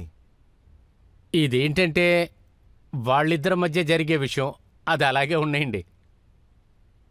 మీ పార్టీలో ఉన్న పెద్ద పెద్ద లీడర్స్ చెప్పేది ఏంటంటే నరేంద్ర మోదీ అసలు పార్టీ లీడర్స్కి నచ్చడని, బయట వాళ్ళకే ఇష్టమని.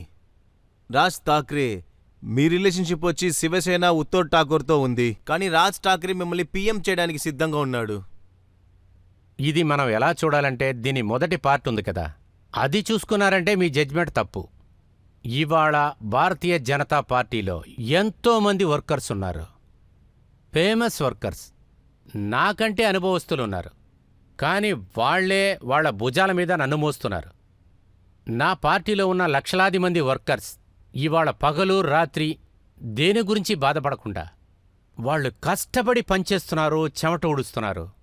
ఇవాళ నేను ఈ పొజిషన్లో ఉన్నానంటే అలా కష్టపడి పనిచేసే వాళ్లే కారణం.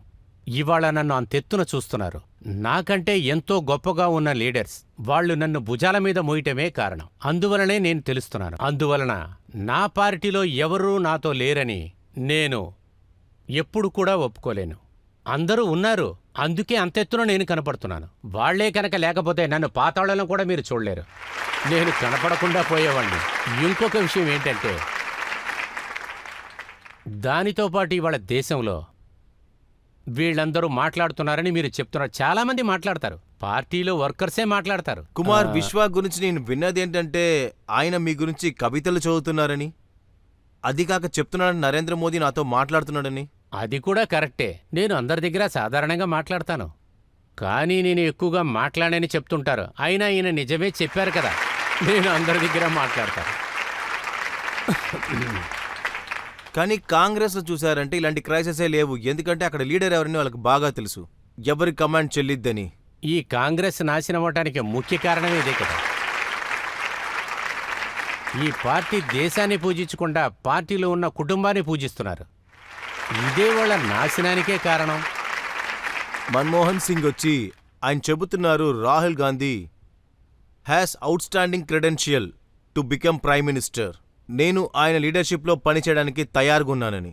మీ పార్టీలో ఉన్న ఎవరైనా పెద్ద లీడర్ చెప్పారా ఇలా మీ లీడర్షిప్లో పనిచేయడానికి తయారని? ఇందులో ఒక కారణం ఉంది. నేను వాళ్ళ దగ్గర పనిచేయడానికి సిద్ధంగా ఉన్నాను.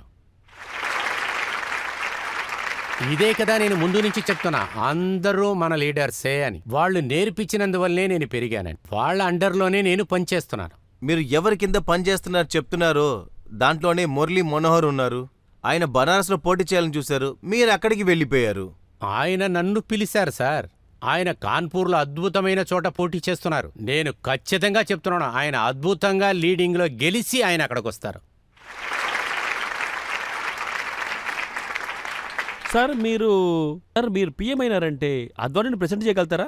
అది ఏంటంటే మోడీ వచ్చి పిఎం అయితే దానికి అర్థం అద్వానీ గారే తయారు చేశారు అని.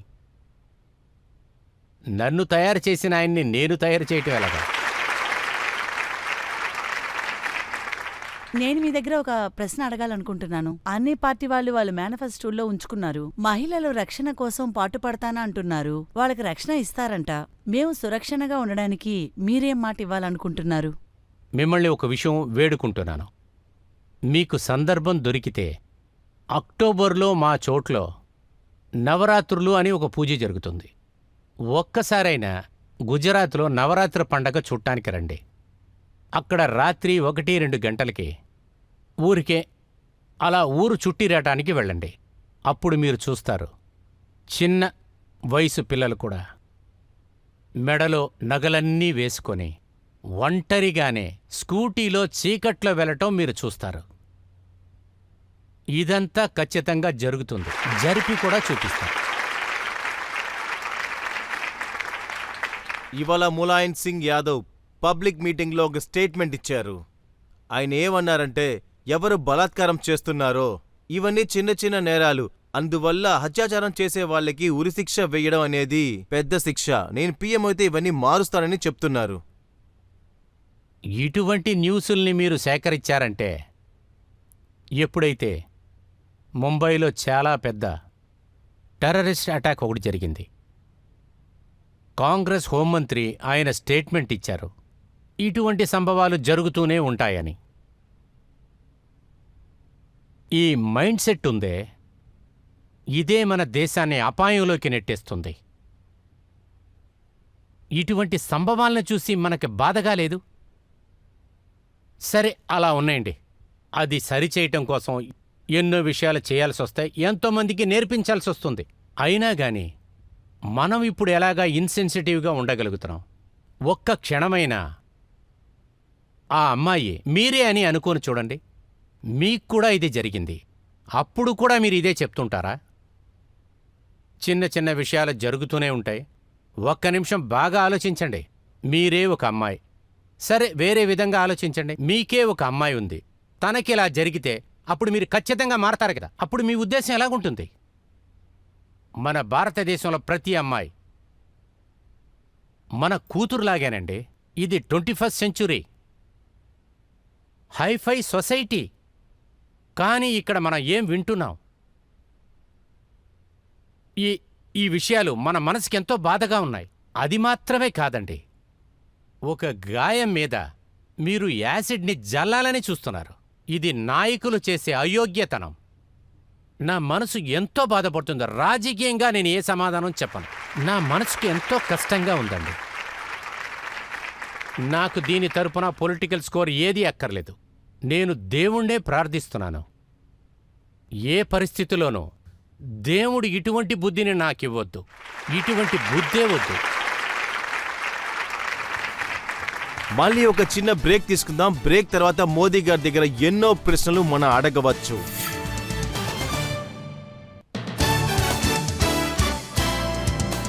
Welcome back. మీ ఆప్కి అదాలత్లో ఈరోజు అతిథి భారత జనతా పార్టీ తరపున పిఎం క్యాండిడేట్ నరేంద్ర మోదీ. చాలా మంది ప్రశ్నలు అడగడానికి ఆతృతతో ఉన్నారు. ఆగండి, ఒక్కొక్కరిగా అడగండి. సార్, 2 నెలలుగా మీరు బాగా కష్టపడుతున్నారు, రెస్టే తీసుకోవట్లేదు. ఈ మోటివేషన్ ఎక్కడి నుంచి వస్తుంది? దీని గురించి చెప్పాలంటే 15th సెప్టెంబర్ నుంచి నేను ప్రారంభించాను. ఇప్పుడేం జరుగుతుంది? ఏప్రిల్. ఏప్రిల్. సో నేను లెక్క వేసి చూస్తే 6-7 నెలలు అయిపోయింది. అవును. ఒకటేంటంటే నేను ఒక సాధారణమైన వర్కర్. నా చిన్న వయసుని మొత్తం కష్టాల్లోనే గడిపేశాను. బాగా కష్టపడితేనే నాకు భోజనం దొరుకుతుంది. అది నాకు అలవాటైపోయింది. అదీ కాకుండా జీవితంలో చాలా రోజుల నుంచి యోగా ఒకటి చేస్తున్నాను. యోగా, ప్రాణాయామం ఇవన్నీ చేస్తాను. కానీ దానికంటే ఎక్కువగా నాకొక ఉద్దేశం ఉంది. మీరు కంటిన్యూగా పనిచేస్తే అస్సలు టయర్డ్ అవ్వరు. పని చెయ్యకుండా ఉంటేనే మీకు నిద్ర వస్తుంది. నన్నే చూడండి, నేను పని చేస్తూ ఉన్నానంటే చాలా హ్యాపీగా ఉంటాను. తర్వాత 3వ విషయం, ప్రజల ఆశీర్వాదం నాకు ఎంతో ఉంది. ఇటువంటి ఆశీర్వాదం అనేది ఎంతో బలమని అనుకుంటాను. అది ఉత్సాహం ఇస్తూ ఉంటుంది. ప్రజల ప్రేమ మిమ్మల్ని నిద్రపోనివ్వదు. కానీ కమిట్మెంటేనో ఒకటి ఉండాలి. కమిట్మెంట్ ఉందంటే మీరు తొందరగా కనెక్ట్ అయిపోతారు. మీరు ఫాస్ట్గా కనెక్ట్ అయితే మీరు అలాంటప్పుడు కన్వర్ట్ చేయగలరు. అదీ కాకుండా నాకు మన దేశంలో ఉన్న ప్రజలు మొత్తం నా మీద ప్రేమ కురిపిస్తున్నారు. జరిగిన 6 నెలలుగా నేను అనుభవించాను. ఒకవేళ ఆ దేవుడిచ్చిన వరమే అయి ఉండాలి. నాకు ఇంతమంది ప్రేమ దొరికింది. థర్డ్ రోలో మీరు. సార్, ఇది నా పర్సనల్ క్వశ్చన్ సార్. మీ డ్రెస్ చాలా చాలా బాగుంది. మీ డిజైనర్ ఎవరు సార్?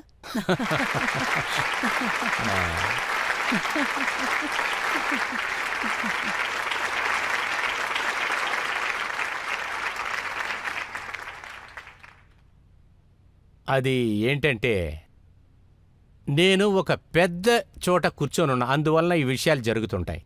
కానీ నేను రియాలిటీ చెప్తాను. నేను చిన్న వయసులోనే ఇంట్లోంచి బయటికి వచ్చాను. ఒక చిన్న పెట్టిలోనే నాకని బట్టలుండే. నేను దాదాపుగా 40 నుంచి 45 సంవత్సరాలు దేశం కోసం అటూ ఇటూ తిరిగాను. దాంతోపాటు 40 సంవత్సరాలు భిక్షం ఎత్తుకొనే తిన్నాను. ప్రజలు అందరి ఇంటికి వెళ్ళి భిక్షం ఎత్తుకొనే తినేవాణ్ణి.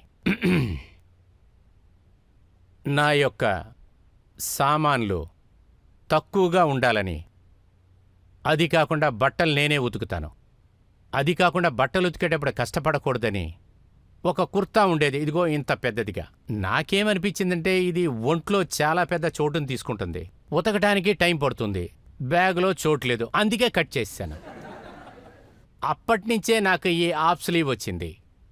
ఇప్పుడు చూసుకున్నారంటే 20-30 సంవత్సరాల నుంచి ఈ డ్రెస్సులే వేస్తున్నాను. ఇంకొక విషయం ఏంటంటే, ఇది నేను ఎన్నోసార్లు చెప్పాను, నాకు శుభ్రం నచ్చుతుంది, డిసిప్లిన్ అనేది కూడా నచ్చుతుంది. తర్వాత ఈ కలర్ కాంబినేషన్ అంతా బుర్రలోకి దేవుడిచ్చాడు. అది నా స్టైల్కి నేను మార్చుకుంటాను. కానీ దేవుడు ఇష్టపడి కొన్ని విషయాల్ని ఇస్తున్నాడు. అందులో చూసుకున్నారంటే కరెక్ట్గా ఫిట్ అయిపోతున్నాను. భారత్ మాతా కీ! భారత్ మాతా కీ!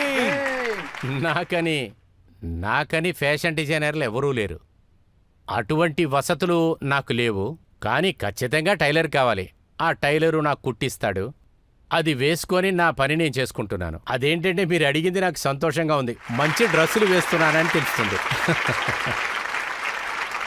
మీ జీవితం గురించి అంతగా ఎవరికీ తెలీదు. మీరు రైల్వే స్టేషన్లో టీ అమ్మారని మేము విన్నాం.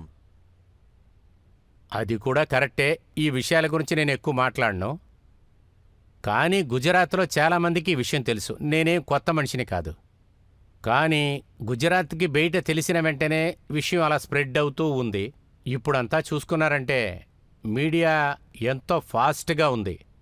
అది ప్యాకెట్లోంచి ఏదైనా కింద పడిపోయిందంటే పేపర్లో హెడ్లైన్స్లోనే వచ్చేస్తుంది. అందువల్ల ఇటువంటి విషయాలు బయట తెలిసినప్పుడు నేను ఒకసారి ఢిల్లీకి వచ్చాను. అక్టోబర్ నెలే అని అనుకుంటున్నాను. ఆ రోజు కాంగ్రెస్ వాళ్ళు నన్ను నోటికొచ్చినట్లు తిడుతున్నారు. మోదీ డబ్బుగల వాళ్ళకంతా ఏజెంటు, వీడు అస్సలు లైఫ్లో బాగుపడడని. వాళ్ళు మాట్లాడటం చూస్తుంటే చాలా చిరాకేసింది. అప్పుడే డిసైడ్ చేశా వీళ్ళని ఒక చూపు చూడాలని. నేను జీవితంలో మొట్టమొదటిసారిగా ఇదిగో ఇక్కడే ఢిల్లీలో రోనీలో ఒక ర్యాలీ ఉండింది. వీళ్ళందరూ ఎందుకు ఇలా మాట్లాడుతున్నారో అనుకున్నా. నా గురించి చెప్పాలనిపించింది. అప్పుడే చెప్పాను, నేను రైల్వే స్టేషన్లో టీ అమ్ముకొని బతికిన వాణ్ణిరా, మీరెందుకు నన్ను ఇలా మాట్లాడుతున్నారని. అప్పుడ్నుంచే ఈ విషయం బయటికొచ్చింది. మిగతా చూసుకుంటే ఎన్నో విషయాలున్నాయి. అవన్నిటిని ఎలా బయట చెప్తాంలేండి. సరే, అయితే నేనే చెప్పేస్తాను. చిన్నప్పుడు చాలా అల్లరి చేసేవాళ్ళంట మీరు. నదిలో దూకి అక్కడున్న ఒక ముసల్ని కూడా తీసుకుని ఇంటికి వచ్చారంట మీరు. నేను కొంటెగా ఉండేవాడిని కాదు. ప్రతిదీ తెలుసుకోవాలనే ఒక ఆరాటమే.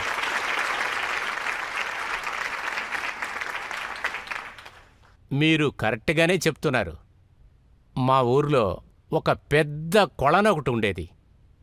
నాకొచ్చి ఈత కొట్టాలి, నీళ్లలో ఉండాలి. అప్పుడప్పుడు నేను బట్టలు ఉతకడానికి వెళ్తాను కదా, నేను అప్పుడు చూశాను దాన్ని పట్టుకొని తిన్నగా స్కూల్కే వెళ్ళిపోయాను.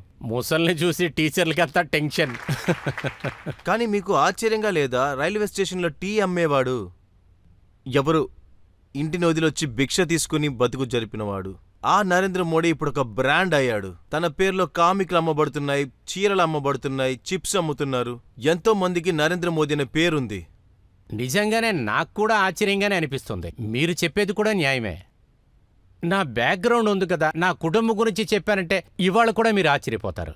నేను ఒక దేశంలో ఉన్న స్టేట్కి చీఫ్ మినిస్టర్. కానీ మా అమ్మ ఇవాళ కూడా 8/8 రూమ్లోనే ఉన్నారు. అందువలన నాకు ఏ విషయం ఆశ్చర్యం అనిపించదు. ఎందుకంటే నేను ఒక సాధారణమైన మనిషిని కదా. ఇవాళ నేనున్న పొజిషన్ చూస్తుంటే నాకు ఎంతో ఆశ్చర్యంగా ఉంది. అది నాకే అర్థం కావట్లేదు. ప్రజల ఇష్టమేంటో, ప్రకృతి ఏమనుకుంటుందో అది నాకు అర్థం కావట్లేదు. అదీ కాకుండా నా దగ్గరికి ఎవరైనా వచ్చి గైడ్ చేసి చెప్పండి ఈ విషయాలన్నీ నా లైఫ్లో ఎలా జరిగాయని నేను కూడా తెలుసుకోవాలని ఆశగా ఉంది. 2002లో ఆ సంఘటన తర్వాత మొత్తం ఇండియన్ మీడియా, ఫారిన్ మీడియా, ఇక్కడున్న రాజకీయ ప్రభుత్వం మీ వెనకాల తుపాకీలతో తిరుగుతున్నారు. ఇదంతా తట్టుకునే శక్తి మీకు ఎక్కడి నుంచి వస్తుంది? ఖచ్చితంగా మీరు కష్టపడి ఉంటారు. మీకు ఈ శక్తి ఎక్కడి నుంచి వస్తుంది? అదేంటంటే మీరు ఒక ఆశయం కోసం ప్రయాణం చేస్తే తర్వాత చూసుకోండి, చిత్రవదలను తట్టుకునే శక్తి మీలో వస్తుంది. అదీ కాక నా ప్రయాణం మొత్తం ఒక లక్ష్యం కోసమే ఉంటుంది. ఇప్పుడు కూడా నేను చిత్రవద అనుభవిస్తున్నాను. దానితో నేను చేసే తపస్సే కారణమై ఉండొచ్చు. అందుకే ఇన్నాళ్ల నుంచే తప్పించుకుంటూ వస్తున్నాను. దీని కారణంగానే ప్రజలు ఎంతో నా మీద ప్రేమ కురిపిస్తూ ఉన్నారు. నేనొచ్చి నిజాయితీగల రాజకీయవాదిగా లేకపోతే, కఠినమైన అగ్ని పరీక్షను నేను పెట్టకపోతే, అప్పుడు ఒకవేళ ప్రజలు నన్ను ఇంత ప్రేమించేవాళ్లు కాదనుకుంటా. మీరు సత్యం అనే బాటలో నడిచారని చెబుతున్నారు కదా, మీలో నిజాయితీ ఉండింది. అలా ఉండింది కాబట్టే ఈరోజు మీరు ఎన్నో విషయాలు బయటికి చెప్పారు. ఈ విషయాలు ఇంతకు ముందు ఎందుకు చెప్పలేదు మీరు? మొదటి విషయం ఏంటంటే, నా దగ్గర ఎవరు ఏ ప్రశ్న అడిగినా గాని నేను దానికి తగిన సమాధానాన్ని ఖచ్చితంగా ఇచ్చేస్తాను. కానీ నేను ఎంతో అనుభవించాను, కొంతమందికి అడిగిన దానికి సమాధానం అక్కర్లేదు. వాళ్ళకొచ్చి వాళ్ళు ఏమి ఇష్టపడుతున్నారో ఆ మాటలే అవసరమంట.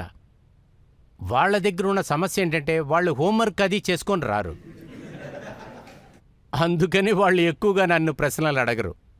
వాళ్ళు ఆశపడేది ఒకటే ఒకటి, నరేంద్ర మోదీ క్షమాపణ అడగాలని. ఏంటిది విచిత్రంగా ఉంది. డైలీ రాత్రుంపగళ్ళు ఎప్పుడైతే నేను లెగిస్తున్నానో ఆ భారతమాతను క్షమించమని చెప్పే కదా నేను పని స్టార్ట్ చేస్తున్నాను. నేనెవరండి, నేను ఒక చిన్న పిల్లాన్ని, అదే ఈ ప్రపంచానికి. మోదీ సార్, ఇవాళ ఎన్నో ప్రశ్నలు అడిగాము. ఈ ప్రశ్నలన్నిటినీ ప్రజలు అడగాలనుకున్నారు, ఎన్నో లీడర్స్ అడగాలనుకున్నారు. ప్రతి ప్రశ్నకు ఎంతో ఓపిక్గాను కరెక్ట్గాను సమాధానం చెప్పారు మీరు. ఇప్పుడు ఒక బ్రేక్ తీసుకుందాం. బ్రేక్ తర్వాత ఈ రోజు వచ్చిన జడ్జ్ డాక్టర్ పుష్పిత్ పంత్ తీర్పుని విందాము.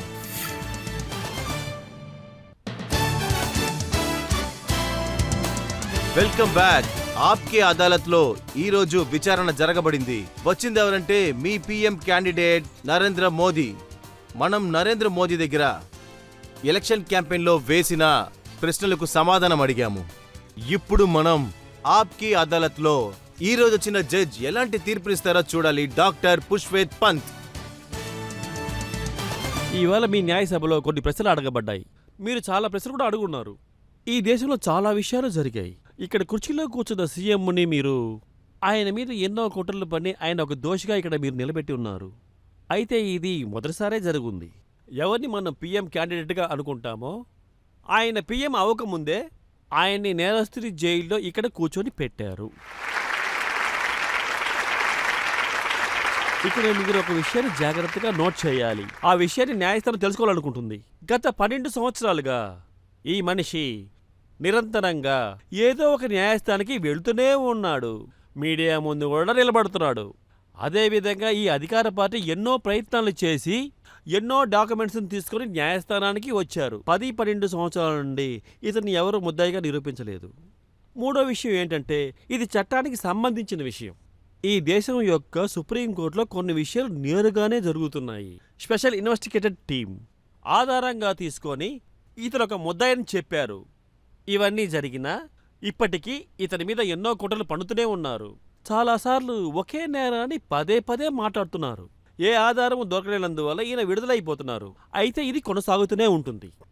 ఎన్ని నేరాలో మీ న్యాయస్థానంలో ఇతని మీద నింద వేయబడిందో అతనే ముద్దాయి గూట్లో కూర్చొని మనసాక్షికి విరోధంగా నడుచుకోకుండా అడిగిన ప్రశ్నలకు అన్ని న్యాయంగానే సమాధానం చెప్పారు. తన నిజాయితీని నిరూపించుకున్నాడు. అందువల్ల ఈ న్యాయస్థానం ఆధార పేరు మీద అతను ముద్దాయాన్ని తీర్పిచ్చింది. అయినా ఈ న్యాయస్థానం మోడీని హెచ్చరించడంలో తన బాధ్యత అనుకుంటుంది. వచ్చే 5 సంవత్సరాల్లో లేకపోతే దాని తర్వాత ఆయన అప్పుడప్పుడు ఇలాంటి న్యాయస్థానాన్ని కలుసుకోవాల్సి వస్తుంటుంది. ఎందుకంటే ఈ దేశంలో ఉన్న కోట్లాది ప్రజలకు తన పిఎం దగ్గర నుండి చాలా విషయాల్ని ఆయన దగ్గర నుండి ఎదురు చూస్తూనే ఉంటారు. ఎందుకంటే వాళ్ళ కళ నిజమవ్వాలని అనుకుంటారు కదా. ఎందుకంటే ఎలక్షన్ అప్పుడు ఆయన ఇచ్చిన వాగ్దానాలు నెరవేర్చి తీరాలి. తప్పకుండా.